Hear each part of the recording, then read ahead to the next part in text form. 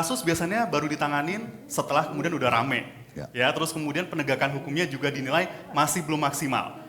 Insight Anda terkait dengan diskusi kita sore hari ini karena waktu sudah semakin sempit. Baik, Tommy, pada waktu kita mendirikan negara ini tujuannya, kita ini semua warganya ya, bahkan bayar pajak semua, adalah melindungi segenap tumpah darah dan memajukan kesejahteraan umum. Itu tujuan kita mendirikan negara. Pertanyaannya, negara sudah mencapai itu enggak dengan kasus-kasus yang muncul ini?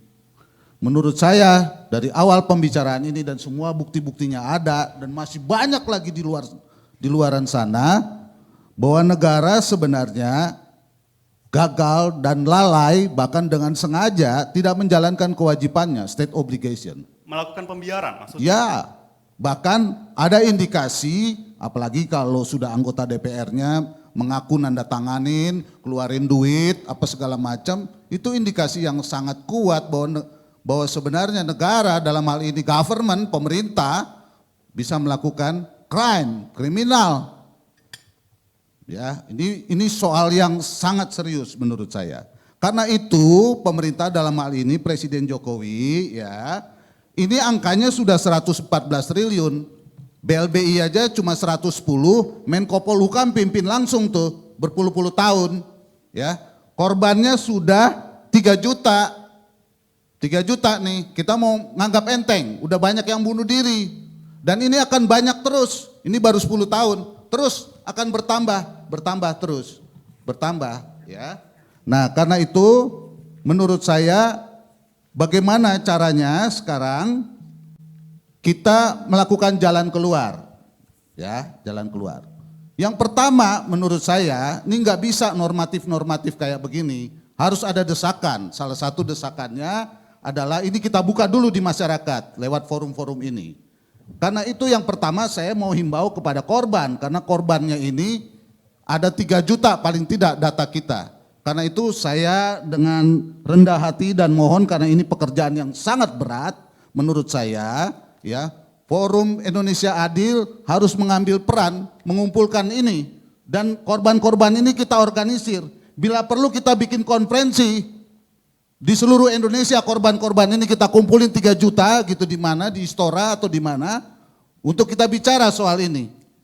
Untuk mendesakkan supaya kalau presiden yang nggak dengar biar dia dengar ini. Korban-korban ini warga negara Indonesia ini, korban-korban ini. Penting, kalau korban ini bergerak maju maka dia akan berubah dirinya dari korban, victim menjadi survival. Tentu tekanannya ini makin kencang, survival. Nah, kenapa begitu? Supaya kalau lembaga-lembaga penegak hukumnya itu tidak berhadapan atau lemah atau tebang pilih atau apapun atau bisa dibeli terhadap tokoh-tokoh yang kita merasa rakyat ini tidak adil karena dia tidak bisa tersentuh dengan alasan ya ada tahapan, ada proses ini, proses itu sementara rakyatnya sendiri merasa tidak adil, ada orang yang sengsara bahkan mau mati tapi ada yang ulang tahun gitu loh. Sementara aparat penegak hukumnya bilang, ya kami sedang menjalankan tugas, tidak tebang pilih, ini itu. Menurut saya kita harus bergerak mendesakkan ini. Harus bergerak mendesakkan ini. Yang pertama kita desak kepada presiden supaya ini jangan berpanjang-panjang, kalau bisa stop sekarang ini, stop. Stop, bagaimana caranya menyetop? Ya, sambil di stop, tentu presiden harus mengambil langkah sebagai pimpinan tertinggi. BLBI aja Menko, ini satgasnya udah kelihatan gagal, nggak mampu, bahkan ngabisin duit. Ya, sorry aja nih, ya ngabisin duit. Jadi harus ada langkah terobosan ini. Apakah rapat cepat gitu presiden mengambil langkah-langkah untuk ini? Termasuk juga salah satunya tentu bisa mengambil langkah-langkah ya kalau ya saya kira ini kasusnya lebih buruk dan lebih berat dari pinjol. Saya kira. Karena ini kasus yang saya lihat ini berhadapan juga dengan orang-orang kuat, apalagi kalau bahasanya pencucian uang. Pertanyaannya adalah apakah di dalamnya ini ada banyak pemain politik? Karena kita tahu politik kita kan mahal dan tinggi, bisa jadi uang-uang ini juga ikut dimainkan. Ya, jadi saya kira itu penting. Nah, pergerakan dari korban ini penting untuk mendesakkan legislasi, undang-undang. Salah satunya yang tadi sudah diusulkan oleh Ibu Yanti Ganarsi adalah soal undang-undang perampasan aset.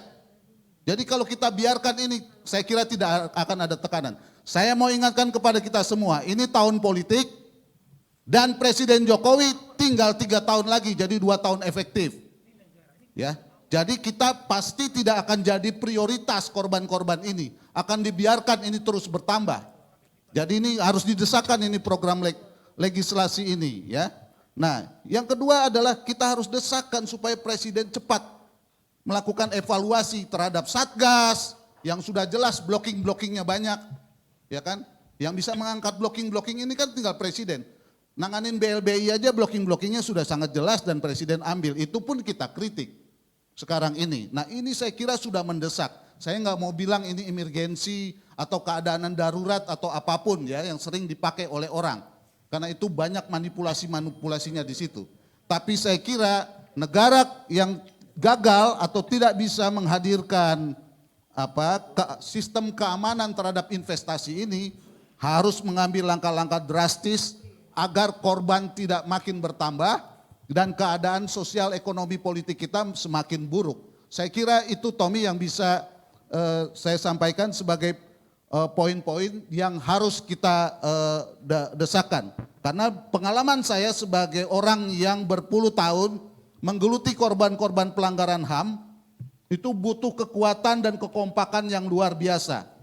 Dan saya mengerti apa yang dikatakan oleh Alvin, sekarang ini ada kelompok-kelompok yang memanfaatkan sistem-sistem ini sekarang untuk mengulang-ulang dan mengambil keuntungan. Ya, itu sangat jelas sekali. Jadi kalau kita biarkan ini dan kita tidak bergerak terutama para korban, maka kita membiarkan bangsa ini akan dieksploitasi. Dan saya kira hal-hal yang menyangkut evaluasi ini misalnya Menko Info dan lain sebagainya soal, karena ini kan perkembangannya banyak, ada soal kripto dan lain sebagainya yang korbannya saya kira akan makin lebih banyak lagi. Ya, jadi tidak bisa Pak Tongam hanya pendidikan, kemudian literasi keuangan dan lain sebagainya.